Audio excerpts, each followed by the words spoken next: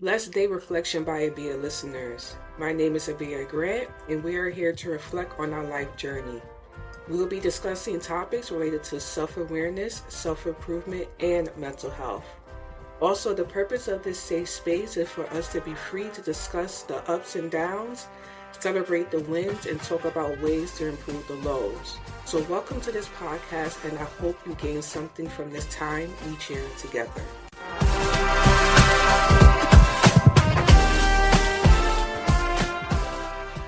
Hey guys, how you doing? Welcome back to Reflection by Abia. My name is Abia Grant. Welcome to episode number 25 of the podcast. I hope that you are having a wonderful and blessed day. I hope that your week and your days have been treating you well and that you are accomplishing your goals. I hope that you are healing from whatever you may need to heal from and you're winning. This journey in life is just about the opportunity of growth, the opportunity to find ourselves, the opportunity to thrive and just do our life the way that we want to do our life, but at the same time learning to be better. But I'm doing good, guys. I am doing wonderful, and this episode, I'm gonna be honest with you, is going to. I'm gonna try not to cry this episode. I'm going to try not to because I feel like I have been dealing with this feeling for so long. And I'm thinking about it right now, and in a way, I'm a little bit, I guess you could say, not intimidated, but it's a lot. It's a lot to really open up and discuss about the things that impact you, whether it was meant to or not meant to, and it's just hard. But the topic that I want to discuss this week is forgiving our younger self and healing from the past. And the reason why this topic is so hard for me is because my journey in life, I'm going to say parts of my journey in life were easy and parts of my journey in life were hard. I feel as a child and when I was growing up, because I had lack of certain things, one of them being people, experiences, and things that a lot of my surrounding family tried to, I don't want to say overcompensate because I don't feel it was that, but I feel that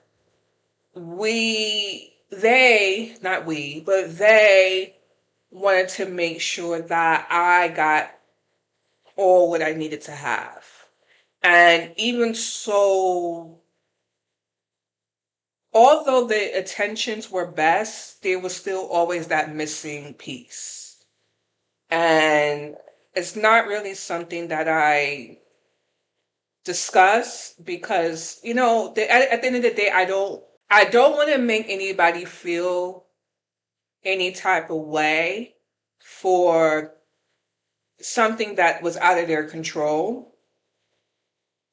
Um, but at the end of the day, it still impacted me. And, growing up was like I how can I say? I can't necessarily say I didn't, I'm sorry, I'm just getting my bearings together. I honestly really didn't know what I was missing into, I want to say, about elementary school and junior high. And one of those is a father figure. If you guys don't already know, I grew up in a single household with my mom. And we had a lot of female, or I had a lot of female role models in my home. More female role models than male role models. And something that I didn't have was that father figure in regards into, I'm not talking about an uncle, I'm not talking about a cousin or anything like that, but that actual male companionship, that male love. Like the thing is, I know for me, I was loved by the men in my family, but it was not the love that I was necessarily seeking, you know. But again, like I said, I know that people did the best they could with what they had in front of them. And at the end of the day, you can't make somebody, be there and be responsible for, their child, the one they conceived or the one they had a part of conceiving. And I I was listening to this podcast a couple of days ago, and I listen to a lot of podcasts, but I was listening to a young lady speak about attachments and how that we have attachments to our younger self, we have attachments to our older self. We will probably have attachments towards, when we get older. And a lot of those attachments are things that has stemmed from our younger person. And I feel personally that, these attachments come from the moment we are conceived. The moment that that man and woman gets together and they conceive this child, we automatically have attachments to these individuals or to the experiences. When we are growing up in the womb, we have attachments to our mother, we have attachments to our father. Think about it, like when a woman is pregnant and the bond that she shares with that mom while she's in the womb, or that bond that she shares with her father when she may, that child, he or she may be in her stomach and hearing her father talking to her, or just expressing that love. Because I feel like love can, you don't necessarily have to speak to express love, it's about that emotional state. I feel like can be, I don't want to say developed, but can be experienced without actual, words. I feel that the state of, said parents and their ties and their experiences, as I mentioned before, it's a very it's kind of like a cord to that individual. A lot of times a cord that you can't cut because this is your mother or father. And as I mentioned before, the emotional state is a factor as well too. I feel also the attachments comes from your, upbringing, the things that you may have saw, the relationships that you have had, with your, parents is an attachment. I feel, again, a lot of our attachments are knowingly attachments, and our attachments are, unknowingly attachments. But at the end of the day, we still have attachments to these, people. And where I'm at, or where I was, I want to say 2 years ago, 3 years ago, a year ago, is kind of like, okay, you grew up with your mother and that was more than enough.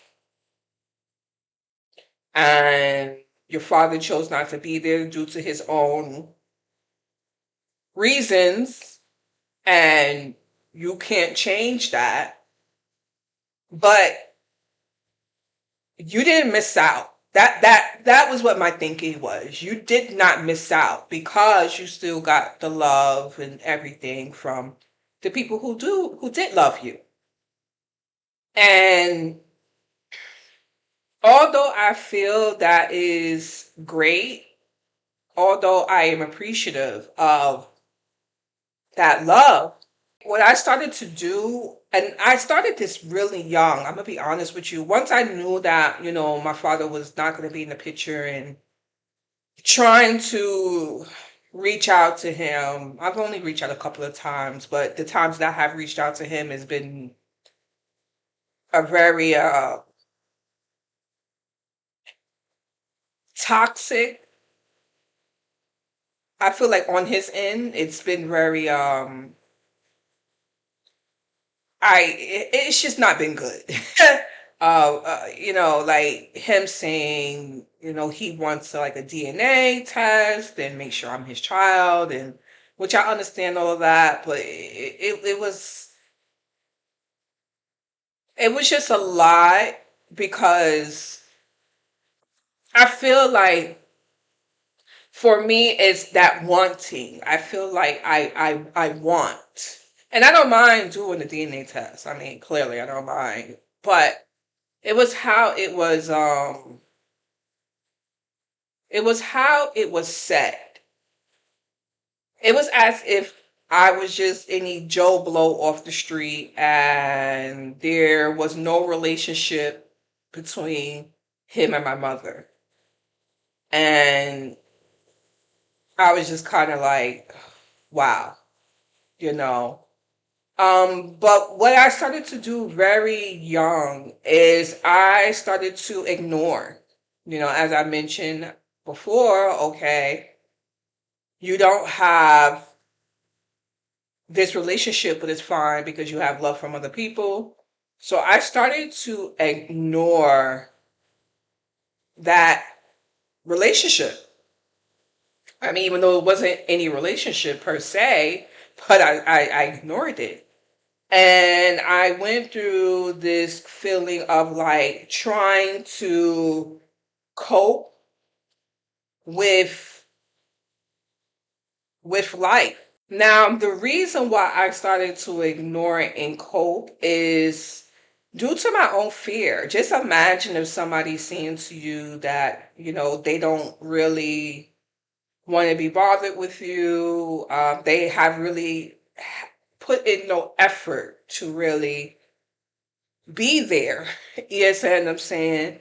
And for me, it's like I just didn't want to rehash that experience over and over and over and over again. So therefore, I started to ignore and just cope with whatever it was.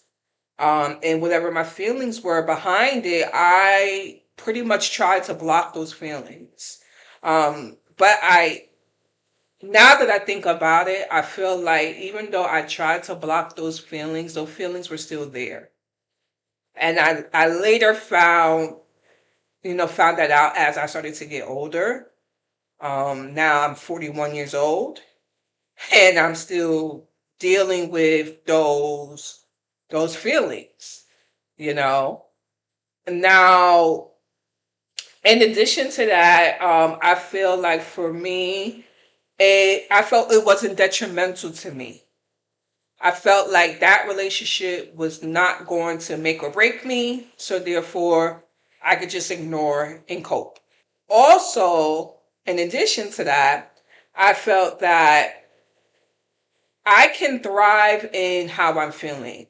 I'm going to, my mindset was like, I am going to achieve whatever I need to achieve, whether this person is there or not, which is fine. I'm not saying that that is a bad way in thinking, but I feel like I was not acknowledging what was going on. I would again ignore and or cope with the situation.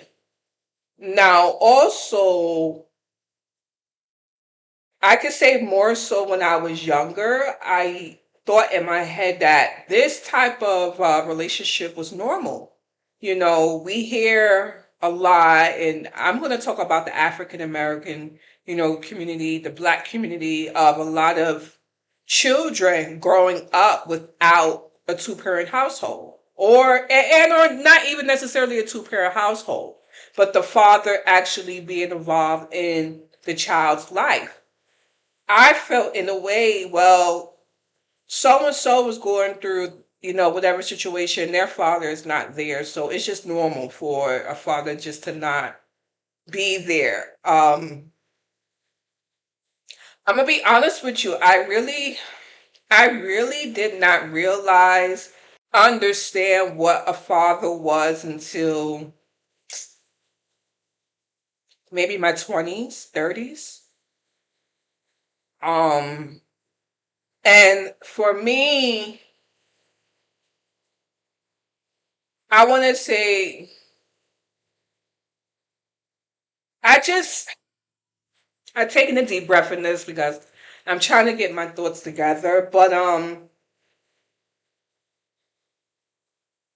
when you don't have this type of relationship in you, where you're able to see the the parts of how a person is, or what a father is, or the role, um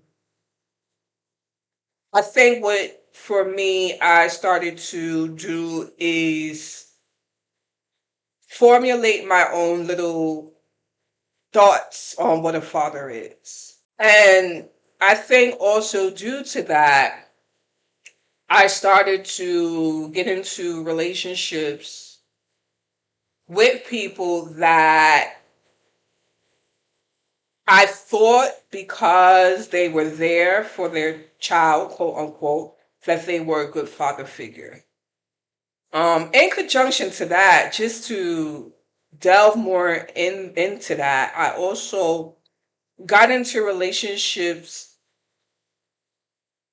I want to say, with men who, I don't want to say older, because I'm in a relationship now where a man is older than me. My husband is older than me, but with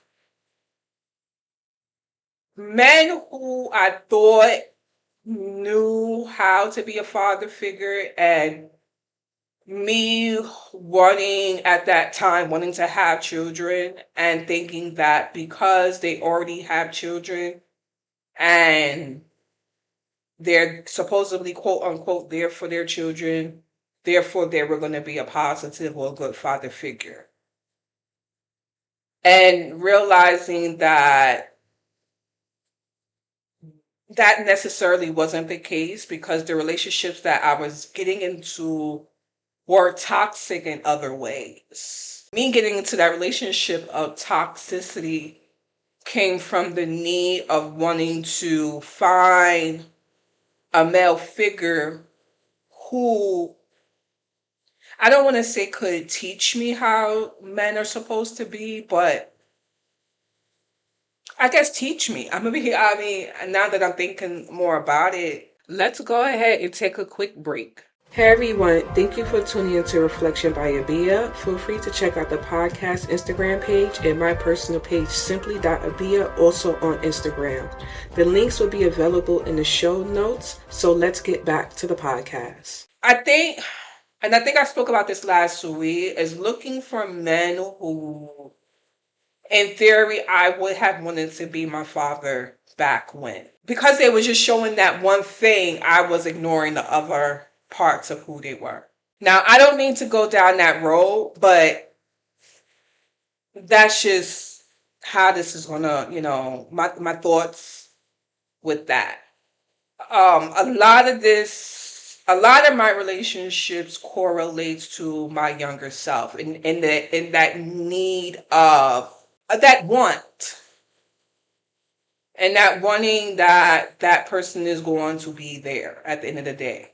Now, in addition to that, for my younger self, how I felt, just going back into that, is I felt ignored. I'm gonna be honest with you guys. I felt not heard, not necessarily by my immediate family, because my family was always there for me, but by that male role model of, well, you want things the way that you want, but what about me? What do don't you think I deserve for you to be there for me? And me not really understanding why. What would I thought what was wrong with me? I felt not wanted. And I'm gonna be honest with you, it's not until it's not until recent that I'm actually acknowledging these feelings. Cause I've always kind of been like, well, my father wasn't there. He chose not to be there, and it is what it is, and I'm just gonna keep on moving with my life. It doesn't. It does. Just because you say those words doesn't mean anything. Those are just words, but the emotions behind it was he wasn't there. I feel unwanted. I feel neglected. I feel that this person didn't care about me, and me holding my younger self, me trying to, as an adult, saying to my younger self, it's okay. Saying to my younger self, it's not your fault. I feel like where I'm at right now in regards into my younger self, because I'd never given myself the moment to grieve that loss. Because when I think about grief, think about it like when a loved one dies and they're no longer there. You grieve them. You still want them there. You still want that bond. You still want that relationship. And I've never allowed myself to grieve, you know, my father figure not being there. And I'm now starting to grieve. And I feel like once I am done grieving, I can start to accept. That need will, I think, in a way, always be there. But when I have conversations with people, I'll say, yeah, I grew up in a single household. I've grieved my father not being there. I love myself, even though he chose not to be there. And I accept the fact that he was not there, but I'm not allowed for that to hold me back. I'm not allowed for that lack of that person being there impacting my who I am. So yeah, guys, that's where I'm at. So I am in the process of forgiving my younger self and grieving for her and all the things that she wanted, realizing that was not normal and not running away from my emotions about it and thinking that I could just put it in a box and pack it away. Things like you can only put it in a box and pack it away is after you deal with it. And I've never given myself really the opportunity to deal with it. Just saying, like, if you dealt with this situation, like, you got to go through the stages. I'm not saying this to make anybody feel bad. I'm just saying this is my truth. This is my life. This is my journey. And I just want to heal on my journey. On me talking about this is me healing from that situation so that I can continue on with my journey. Hey everyone, thank you for listening to the podcast. So let's get into today's word. All right, guys, so let's go ahead and get into today's word. Today's word is able. And the definition for able is having the power, skill, means, and opportunity to do something. And the synonyms for able are capable, prepared, skilled, accomplished, and skillful, which is the same thing as skilled. But with that is like you're able to create your path. You're able to accomplish the things that you want to accomplish. You're able to heal from the things that you want to heal from. Like, you had the power to do whatever you need to do. Are you tired enough of not dealing with it? Like I said, for me, I am tired of not dealing with it. So I'm able to deal with it. I am going to do something about it because I know that, again, just being positive alignment. But guys, that is where I'm going to leave this week's podcast. I hope that you have enjoyed this episode and you gained something out of, this, my discussion and me talking about my life experiences and everything. If you want to, discuss and talk or what have you, you can always hit me up. You can always email me at abia underscore grant@yahoo.com. That information will be listed down below. Yeah, and guys, do let you know if you are listening to this podcast, I do have a YouTube channel. I was putting the podcast on my YouTube channel, but I now will be creating a separate channel for the podcast. I will be posting that information down below as well too. It will be in my Linktree link if you choose to listen to the podcast that way instead of listening to it on Spotify. If you have any comments, anything like that, like I said, email me. If you're on Spotify, you can as well comment on there as well too. And I definitely will appreciate that. So guys, stay blessed out there in those streets. Make sure that you treat others kindly out there in those streets. And God willing, I will talk to you in the next podcast. All right, guys. Bye. Thank you for listening to Reflection by Abia. Let me know in the comment section what you thought about today's episode and share the podcast with your friends and family. The link will be available in the show notes.